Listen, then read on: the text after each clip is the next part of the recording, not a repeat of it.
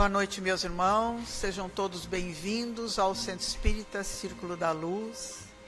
Vamos, neste momento, elevarmos os nossos pensamentos e nos ligarmos a esta espiritualidade amiga, protetora. Porque todos nós que aqui viemos, nós viemos em busca de algo, mas nós precisamos estar receptivos a este auxílio. E a prece é esse momento todo especial, aonde nós nos ligamos ao nosso Pai Maior. Por isso vamos orar. Pai nosso que estais em toda parte, santificado seja o teu nome. Venha a nós o teu reino. Seja feita a tua vontade, assim na terra como no espaço. O pão nosso de cada dia dá-nos hoje. Perdoa as nossas dívidas, assim como nós perdoarmos aos nossos devedores. E não nos deixes, Pai, cair nas tentações. Livra-nos de todos os males, pois teu é o reino, é o poder, é a glória para sempre. Que assim seja. Em nome de Deus, de Jesus, da cúpula espiritual do Círculo da Luz, nós damos por aberta as nossas atividades da noite de hoje. E como expositora, nós temos a nossa irmã Daniela, é da cidade de Uruçanga, do Centro Espírita Emmanuel. Vamos vibrar para que ela encontre facilidade no tema que preparou para todos nós na noite de hoje.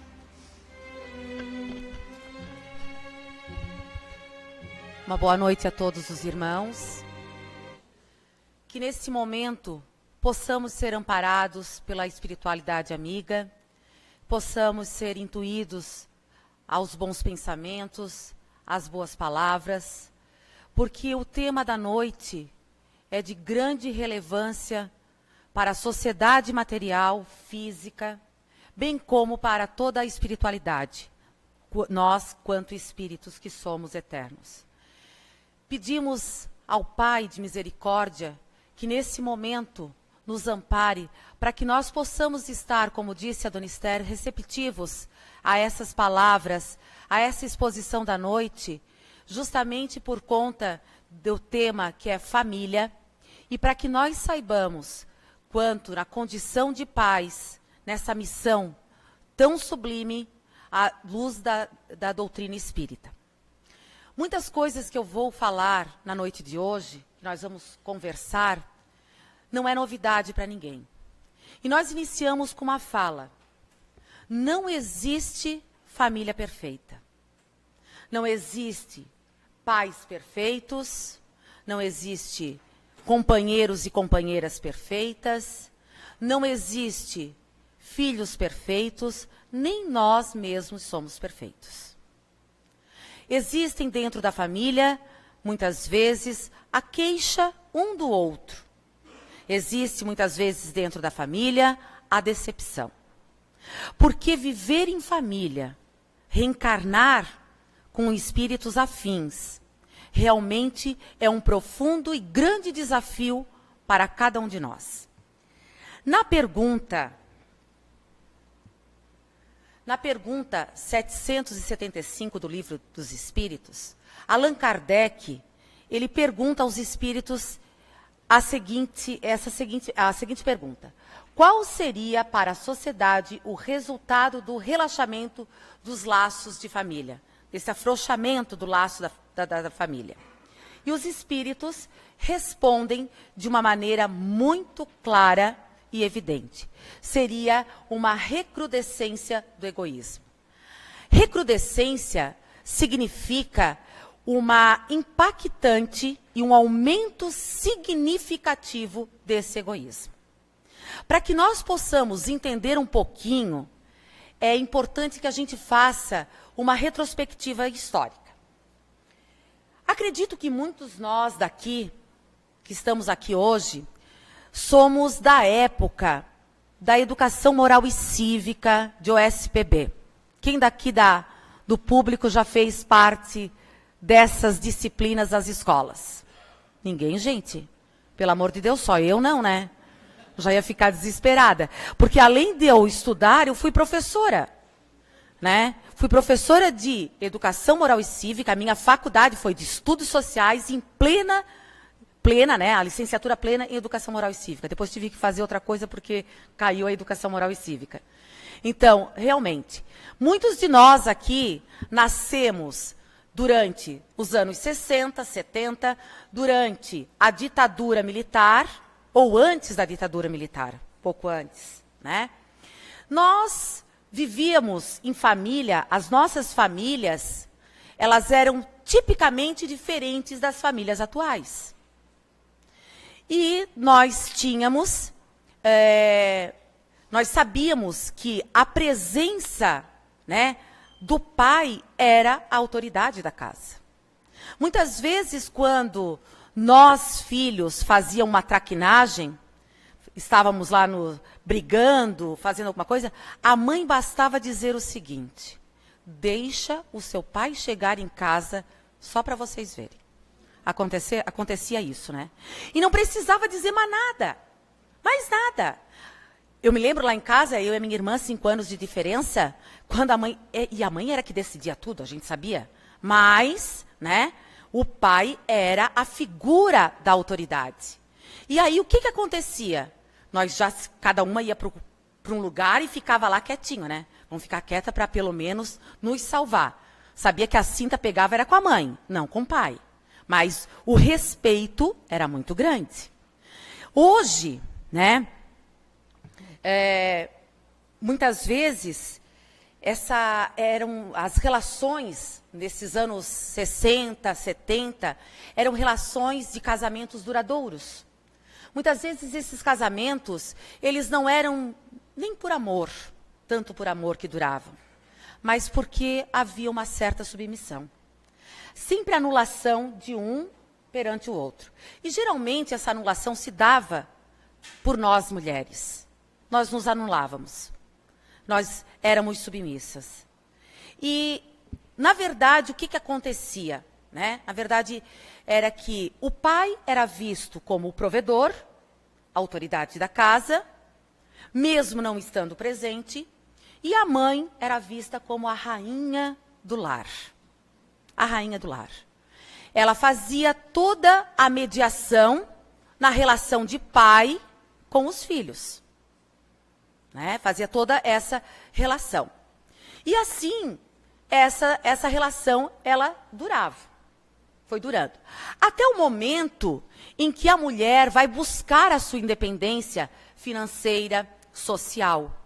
E que não se dá só na década de 60, 70. Ela se dá bem antes com o advento das grandes guerras mundiais. A partir do momento que os homens vão para o campo de batalha, né, são recrutados, as mulheres precisam ocupar o espaço do homem, ocupar o trabalho do homem.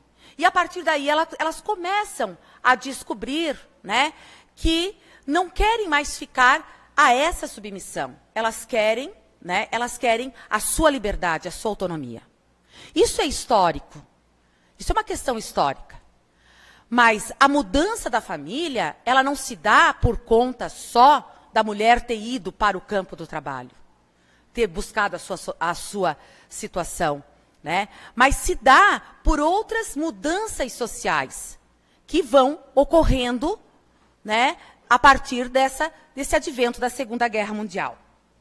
Muitos nós daqui também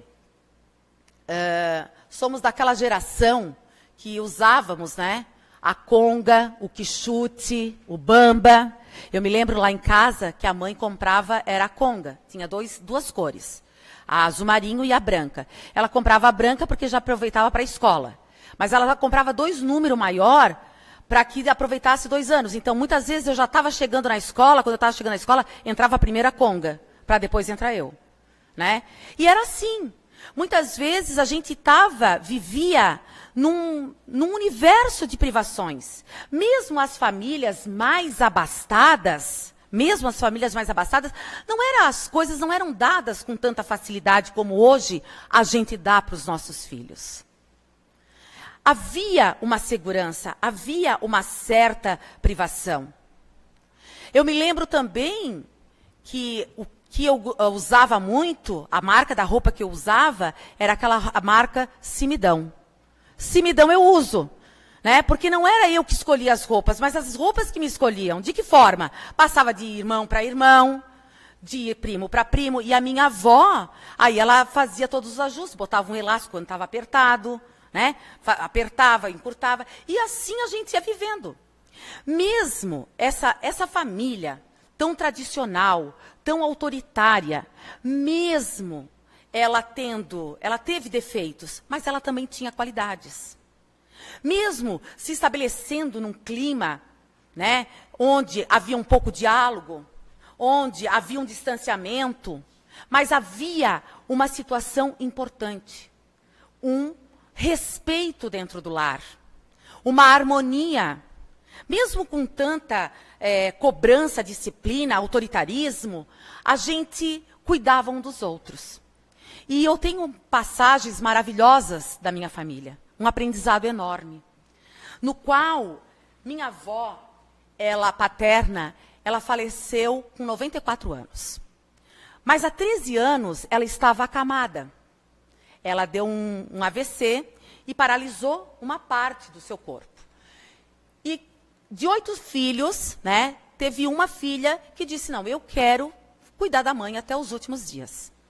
Era uma filha que era solteira, ela disse, eu vou cuidar. Então ela levou a minha avó de Uruçanga para Florianópolis, onde ela vivia. Mas o contato que nós tínhamos com ela, e sempre tivemos durante a infância, o respeito, sempre foi muito harmonioso. E nós tínhamos esse contato. E a minha avó, o momento que ela falava, né, conseguia falar ainda muito mal, mas ela ainda conseguia falar e se fazer entender, ela sempre dizia que quando chegasse a hora, ela queria morrer em Uruçanga, na terra dela. Então, a minha tia, durante 13 anos, cuidou da minha avó como sua verdadeira filha. E isso ela foi demonstrando para nós. Ela passava óleo de girassol para não criar escaras, ela trocava as fraldas, ela dava banho, né? E nos últimos momentos, nos momentos derradeiros, ela trouxe a minha avó para cá. E a família inteira fez uma vigília, né? Cuidando. Talvez fizemos muito pouco em relação do que a minha tia fez. Mas nós fizemos essa vigília. Nós amamos, adorávamos ficar lá e passamos dias e noites em claro para cuidar dela. Até que ela desencarnou. E eu tive uma experiência muito recente. Há 6 meses, a minha mãe desencarnou. A minha mãe também ficou acamada por um tempo. Tinha problema pulmonar. E ela vivenciou um período, né, esses últimos tempos, que ela não conseguia fazer a sua higiene pessoal. E nós somos em 2 filhas, e nós fizemos, então, a minha outra irmã morava com ela, mora, né, com meu pai ainda, e nós fizemos, então, o acordo de a gente, mesmo tendo alguém para cuidar, olhar, mas os cuidados pessoais, a minha mãe era muito vaidosa, os cuidados pessoais nós faríamos. Então eu ia nas segundas, nas quartas, sábado e domingo, dar o banho nela, fazer toda a higienização, fazer os penteados. Ela era cabeleireira, muito chata, queria sempre aquele coque todo certinho, e eu não sabia, não tenho jeito para isso. Mas eu dizia, tá bem bonita, mãe. Não, tem que arrumar aqui, fazer uma onda. E assim ela ia. E aí o que vai acontecer nisso tudo? Nesse momento dos banhos, né? Nesse momento da higiene, nesse momento de eu estar com ela, e muitas vezes eu perguntava para ela, mãe, será que as minhas filhas vão fazer isso por mim? Se um dia eu precisar? E a mãe dizia para mim, fase, né, Dani, imagina, fase, vocês são uma bênção de Deus. E eu pergunto, será que os nossos filhos farão isso por nós? E hoje eu vejo, eu não fui uma bênção. Quem foi uma bênção foram eles. A minha avó, que nos ensinou a amar, a respeitar, nos deu limite. A minha mãe, essa sim foi uma bênção. porque eu passei todos os momentos importantes com a minha mãe. Mas se eu soubesse que seria tão rápido, mesmo acamada, achava que ela tinha uma sobrevida maior, eu teria feito muito mais. Eu não teria ido só segunda, quarta, sábado e domingo, eu iria todos os dias. Eu não telefonaria 2 vezes por dia para ouvir a voz dela, eu telefonaria milhares de vezes. Eu não dormiria com ela só no sábado e no domingo, eu dormiria a semana inteira com ela. Então, hoje, a gente vê, né, que como diz no decálogo que Moisés trouxe de Deus, a Constituição, honrai o teu pai e tua mãe. Eu acredito que fiz parte da minha missão, mas poderia ter feito mais. Eu acredito que tudo isso foi um aprendizado, mas eu me questiono. Que mundo eu vou deixar para as minhas filhas? E o mundo que nós vamos deixar para os nossos filhos depende muito dos filhos que nós deixarmos para o mundo. Como é que nós estamos, dentro da nossa condição de espírita, cumprindo com a nossa missão? Nós estamos educando espíritos para serem solidários, para serem caridosos, para compartilhar, seres responsáveis? Como é que está sendo a nossa missão? Porque a nossa maior infantilidade da nossa geração foi quando a gente disse o seguinte, nós fomos uma geração que muitas vezes passamos por um universo de privações, como eu já falei. Né? Usávamos a havaiana, arrebentava e botava lá o preguinho, não era assim? E aí, muitas vezes eu cresci ouvindo da minha mãe, eu não tenho nada para te deixar, a única herança é o estudo. Tu estuda, porque sem o estudo tu não é nada. E eu acho que muita gente ouviu isso. Muita gente.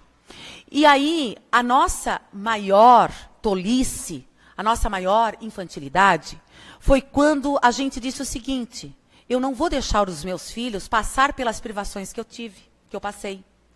Esquecendo que foram exatamente as privações que nós passamos que nos fizeram o que nós somos. Eu não estou dizendo aqui, meus irmãos, que nós precisamos deixar os nossos filhos passarem por privações. Mas é importante que os nossos filhos compreendam que tudo que nós fizemos por ele e para eles é um benefício amoroso. É importante que eles compreendam de que, né, a casa é nossa. Portanto, a lei também é nossa. E que enquanto eles estiverem debaixo das nossas asas, na nossa dependência, ele tem que nos respeitar. Lá nas famílias tradicionais, né, os nossos pais não exigiam o nosso amor. Eu não me lembro do meu pai dizer assim, tu me ama? Tu me ama? Eles nem falavam, né? Meu pai nunca me disse isso. Meu pai, extremamente, né, com um diálogo pouquíssimo. Sim, não, não, sim. Certo? Mas ele não abria mão do respeito. E no fim ele acabou sendo amado e respeitado. Amado e respeitado. O problema é que hoje, na nossa sociedade, existe uma forte inversão de valores. Por conta também dos discursos da psicologia, na qual dizem o seguinte, criança não pode ser contrariada, criança não pode dizer não, criança não pode ser traumatizada. E aí gerou uma situação de pais que são extremamente exagerados nos seus cuidados. E eles querem ser amados, mas não se fazem respeitar. É o que está acontecendo. E aí existe aquilo que nós chamamos de infantocracia, aonde a criança, onde os filhos mandam nos pais.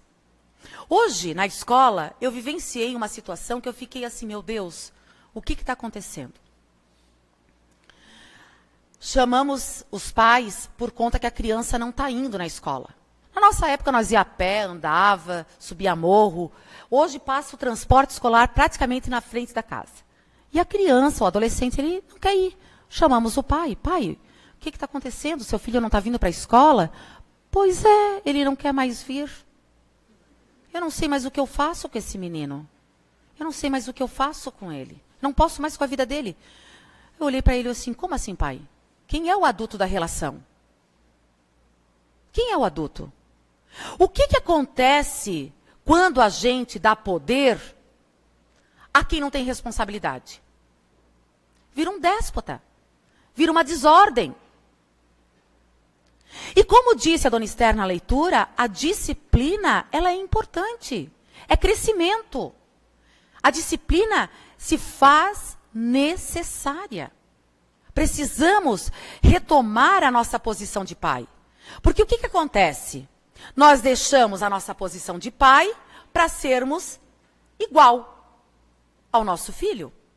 E quem é igual ao nosso filho? É o amigo.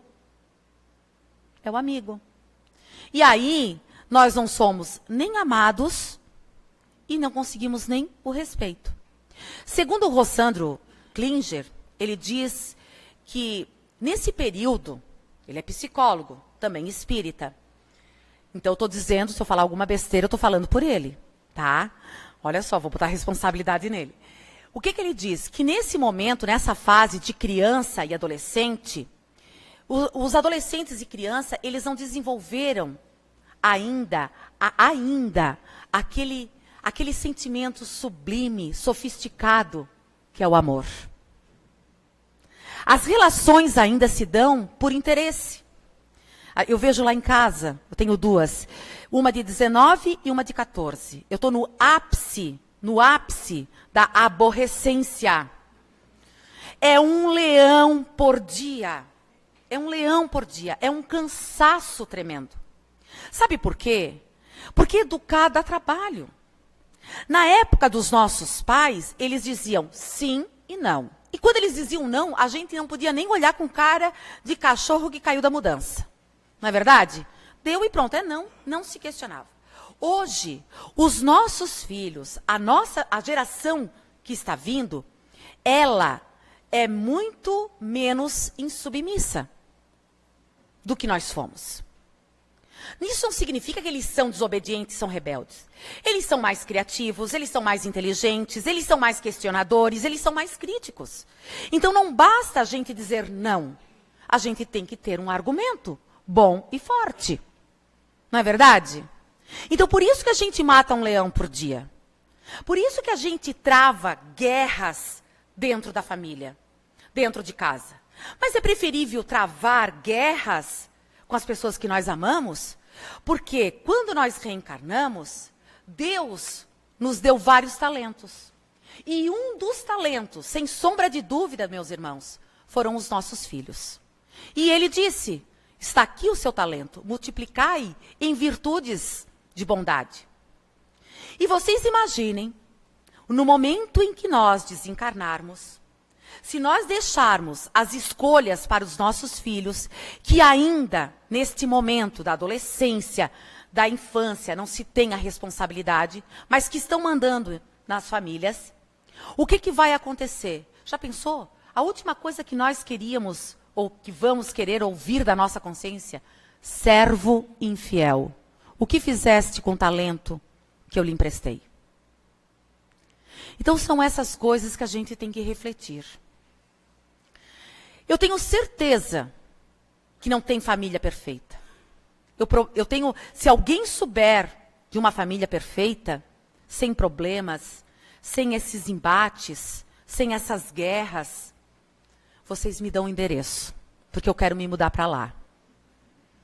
Porque a minha, ultimamente, está uma confusão. E assim é a família.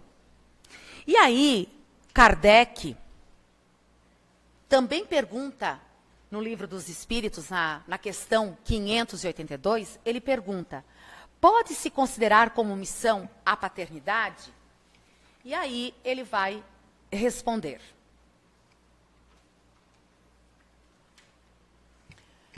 Os Espíritos respondem, é, sem contestação possível, uma verdadeira missão. É, ao mesmo tempo, grandíssimo dever que envolve mais do que pensa o homem, a sua responsabilidade quanto ao futuro. Meus irmãos, a paternidade e a maternidade é uma grande missão social da sociedade. Além disso, porque nós somos instrumentos para que nós possamos fazer com que o nosso filho venha, né, se materialize e que possa, através do processo da reencarnação, se desenvolver, evoluir. Nós também temos uma forte obrigação, porque antes de nós termos sido pais, nós somos filhos. Ou seja, alguém nos deu a oportunidade de nos materializarmos para que nós pudéssemos cumprir também com a nossa missão, pudéssemos também evoluir. Então, é uma grande missão. Nós temos essa obrigação. É uma grande situação importante no desenvolvimento do espírito. Deus colocou o filho sob a tutela dos pais, a fim de que estes o dirijam pela senda do bem, e lhes facilitou a tarefa, dando àquele uma organização débil delicada que o torna propício a todas as impressões. A instituição que ele colocou, a organização, foi a família. É por conta, né, é na família que se reúnem espíritos afins. Espíritos esses que estão, né, vindo, reencarnando, muitas vezes para resgatar, para arrumar os equívocos de existências passadas. Por isso que a família, ela se torna, muitas vezes, o palco de grandes dramas, de encontro, de desencontros, de brigas, de confusão. É por isso, porque ali estão espíritos afins, que necessitam se melhorar, que necessitam evoluir. E, como diz Joana de Ângeles, que o lar, ele é um grande laboratório. É um laboratório aonde nós podemos vivenciar essas experiências. E nós podemos, principalmente, desenvolver esse sublime sentimento que é o amor. Nós, pais e filhos, desenvolvemos o amor incondicional. A paciência, a resignação, a tolerância, a aceitação. Então, é no lar que se faz propício essas relações, esse desenvolvimento. E aí os espíritos continuam colocando. Muitos há, no entanto, que mais cuidam de aprumar as árvores do seu jardim e de fazê-las dar bons frutos em abundância do que de formar caráter dos filhos. É fato. Muitos de nós mergulhamos num trabalho excessivo. Porque além da nossa sobrevivência, do nosso sustento, a gente quer dar uma vida melhor para os nossos filhos. Mas aí eu questiono. O que é uma vida melhor? É um aparelho eletrônico de última geração? São marcas de roupa?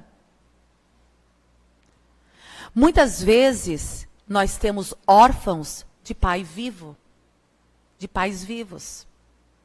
Porque depois de um dia extenuante de trabalho, cansativo, é muito mais fácil eu chegar em casa, tomar o meu banho, ir para meu quarto, assistir a TV e deixar meu filho no smartphone, deixar meu filho no computador, porque ele não vai me aborrecer. Mas nós sabemos o que ele está acessando? Nós sabemos qual é o conteúdo que ele está vendo? Que influência tem esses conteúdos no caráter, na formação do caráter do meu filho? Na formação da educação? Na formação cultural? E eu digo para vocês, meus irmãos, educar dá trabalho. É muito mais trabalhoso educar na sociedade moderna, nessa sociedade líquida, né? Muitas vezes fútil, onde a gente se preocupa em mostrar às redes sociais o que nós estamos fazendo, do que vivenciar o momento, batendo as selfies, mostrando, né? E cuidando da vida alheia, do que se fazer realmente presente nas relações. E aí eu digo para vocês o seguinte: existem duas situações de não conseguir educar os filhos. Dois motivos. Um por preguiça, porque educar dá trabalho, e outro por incompetência. Incompetência é não saber fazer, não ter habilidade. Ou pelos dois juntos. Né? Então, assim, vocês imaginem que realmente, né, antigamente, quando nós saíamos, os nossos pais, quando a gente retornava a casa, ele dizia, graças a Deus, vocês chegaram sã e salvo. Que bom, estamos em casa. Hoje, muitas vezes, nós deixamos os nossos filhos em casa, achando que estão protegidos. Cada qual no seu quarto, no seu cômodo, mas cada qual está ligado, conectado ao mundo. E muitas vezes ali mora o perigo. Dentro da nossa casa, embaixo dos nossos olhos. E nós não nos damos conta. Quem é que lembra daquela febre que teve da baleia azul? Quantos jovens, pelas redes sociais, seguindo este jogo, se automutilaram e se suicidaram? Quantos pais sem entender? Depois também teve um negócio lá do enforcamento, de respirar, não sei. Então vocês vejam, o perigo está dentro da nossa casa. E muitas vezes por preguiça nossa, né? Por nosso comodismo, é preferível deixar eles lá. Isso é a recrudescência do egoísmo. Egoísmo é a ausência. É estar ausente. Nessa modernidade líquida, nós estamos dentro da relação, mas não estamos. Muitas vezes, estamos todos juntos em família, mas cada um com o seu celular.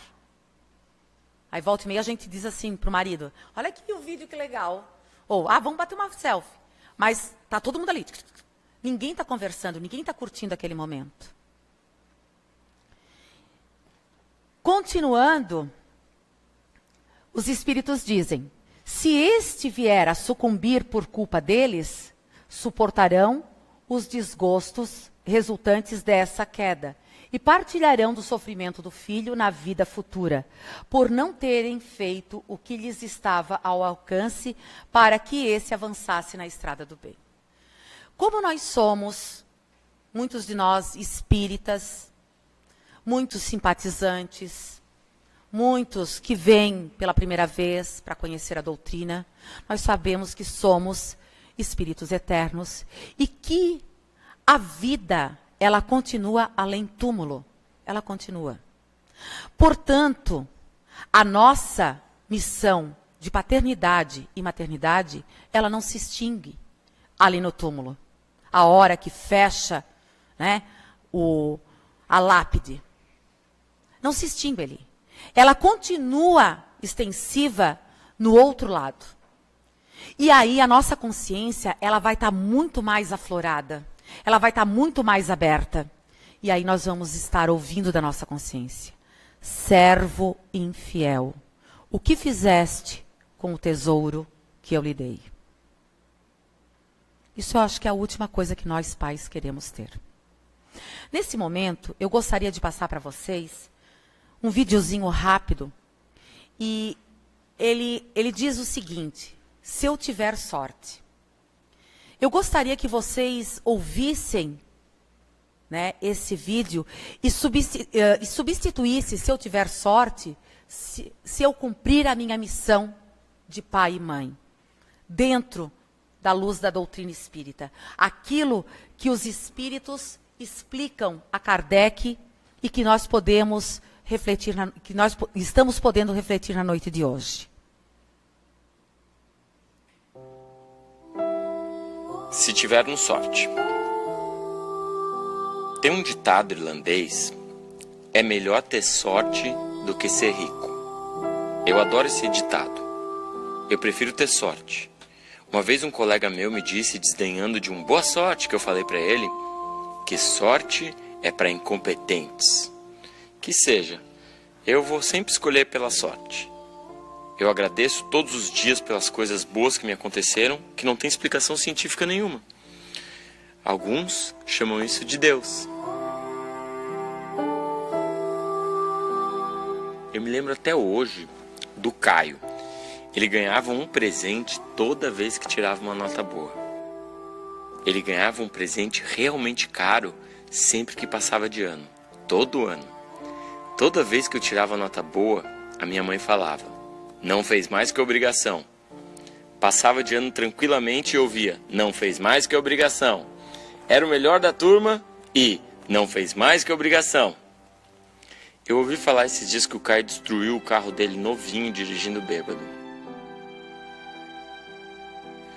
Me fez pensar na influência negativa de pais que nunca dizem não para os seus filhos. Mas pensei também na influência de bons pais. Será que a gente vai ter sorte?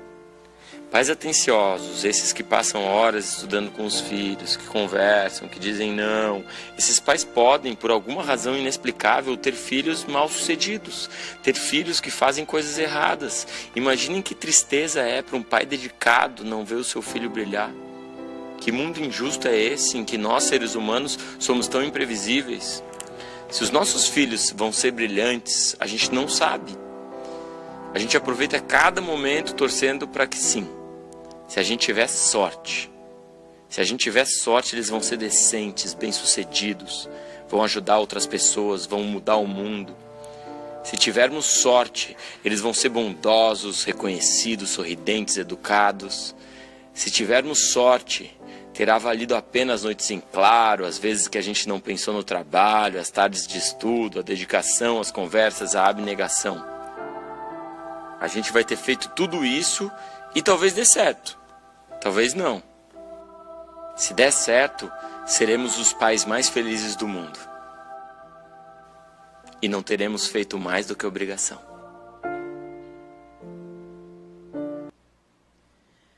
Vejam, meus irmãos, o limite é amor. A disciplina é o cuidado. Nós temos que dar limite, sim, para os nossos filhos. Nós temos que dar disciplina, sim, para os nossos filhos. Como diz o apóstolo Paulo, tudo me é permitido, porque sou filho de Deus e posso escolher, mas nem tudo me convém. E quem é que vai dizer o que convém aos nossos filhos? A vida? Muitas vezes a vida leva por caminhos tortuosos, por caminhos ruins, dolorosos. Somos nós, pais, que temos que fazer recortes da realidade e dizer: isto, meu filho, é permitido. Isto, meu filho, não é permitido. E na medida que ele for crescendo, tendo a responsabilidade, nós vamos dando autonomia para que eles possam vivenciar experiências a seu tempo, a sua idade, propícia à sua idade. Mas nunca esquecendo de sermos vigilantes. Nunca esquecendo da vigilância. É importante. Todas as gerações, elas dão resposta. Nós, a nossa geração, mesmo com todo o fenômeno social dos anos 60, a gente deu uma resposta. Os nossos filhos, a geração dos nossos filhos, também vão dar uma resposta à sociedade. Mas com certeza, essa resposta será dada mais facilmente se nós conduzirmos esse processo. Principalmente quando ainda eles não têm a responsabilidade. Eles vão dar uma resposta quando eles tiverem a maturidade espiritual, psicológica, de uma maneira correta, como a gente também deu. Muitas vezes a gente diz que essa geração está perdida. Não, não está. Nós, quanto espíritos que somos, compreendemos que a Terra está passando por um momento de evolução, de transição. Porque a Terra é um organismo. E muitas vezes, a gente sabe que a natureza não dá saltos, mas muitas vezes esse conjunto de eventos, né, se avolumam, crescem e realmente muda a direção das coisas. Então nós compreendemos isso. Isso, as ciências sociológicas, a antropologia, a filosofia, a sociologia, elas não estão conseguindo explicar esse fenômeno que a gente está vivendo. Mas nós, quanto espíritas, sabemos dessa transição. Sabemos dessa mudança. Sabemos qual é a nossa missão e como é que estão vindo as novas gerações. E sabemos que muitos são a última chamada aqui nessa terra. Então, que nós possamos fazer igual a Paulo, quando ele escreveu a sua segunda carta a Timóteo. No momento derradeiro dele, ele escreveu uma carta a Timóteo, dizendo o seguinte, para intuir Timóteo a não cair, a se estimular, né? E ele escreveu dizendo assim, que é a carta de despedida: conserva o modelo das sãs palavras que de mim tens ouvido, na fé, no amor que há em Jesus. Que quando chegar o nosso derradeiro momento, a nossa chamada para a nossa verdadeira pátria, que é espiritual, que nós possamos, pelo menos nessa existência, também escrever uma carta. Pelo menos com relação à nossa missão aos filhos. Dizendo, Pai, aqui está os talentos ou o talento que o Senhor me emprestou. Devolvo-lhe multiplicado na bondade, na virtude, na caridade. Que nós tenhamos muito sucesso na criação dos nossos filhos. Que assim seja. Paz para todos.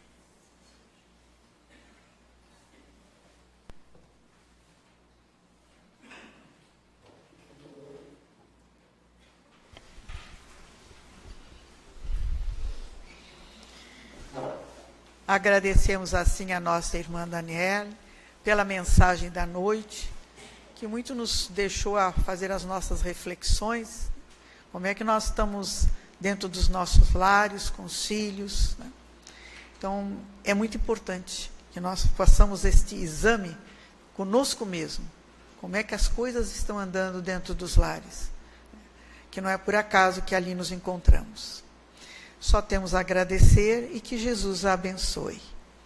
Vamos pedir então pela magnetização das nossas águas, pelos nomes que se encontram nas urnas de encarnados e desencarnados, pelos irmãos que ainda se encontram num leito de um hospital, nos presídios, pelas crianças ao abandono, pelos idosos, por aqueles que vivem nas sarjetas da vida, por aqueles que ainda estão a vibrar no erro, nos vícios, no mal, no tóxico, por aqueles que perderam seu ente querido, que a bondade infinita do alto possa envolver a todos esses irmãos neste momento, recebendo eles de acordo com as suas necessidades. E nós, Senhor, que aqui estamos na Tua casa de amor, conhecendo o Teu Evangelho, procurando colocá-lo nas nossas vidas, mas volta e meia tropeçamos, mas sentimos a Tua mão amiga a nos levantar, porque Tu sempre estás conosco, Senhor. Vamos então, neste momento, nos prepararmos para o passe. O passe é transfusão de energias, e a espiritualidade amiga está a envolver cada um de nós nas suas vibrações de paz, de amor, porque o momento do passe é o momento de amor do nosso Pai para conosco. E neste momento vamos sentir como uma luz a penetrar todo o nosso ser, a entrar pelo nosso centro coronário, reabastecendo todos os nossos centros de forças neste momento. É a Tua misericórdia para conosco, Senhor. E unidos que aqui estamos, num só sentimento e num só coração, a Ti elevamos, Senhor, nossa prece de gratidão. Pai nosso que estais em toda parte, santificado seja o Teu nome, venha a nós o Teu reino, seja feita a Tua vontade, assim na terra como no espaço. O pão nosso de cada dia dá-nos hoje, perdoa as nossas dívidas, assim como nós perdoarmos aos nossos devedores. E não nos deixes, Pai, cair nas tentações, livra-nos de todos os males, pois Teu é o reino, é o poder, é a glória para sempre. Que assim seja. Em nome de Deus, de Jesus, da cúpula espiritual do Círculo da Luz, nós agradecemos a proteção, agradecemos a nossa irmã Daniele e damos por encerradas nossas atividades da noite de hoje. E uma boa noite a todos.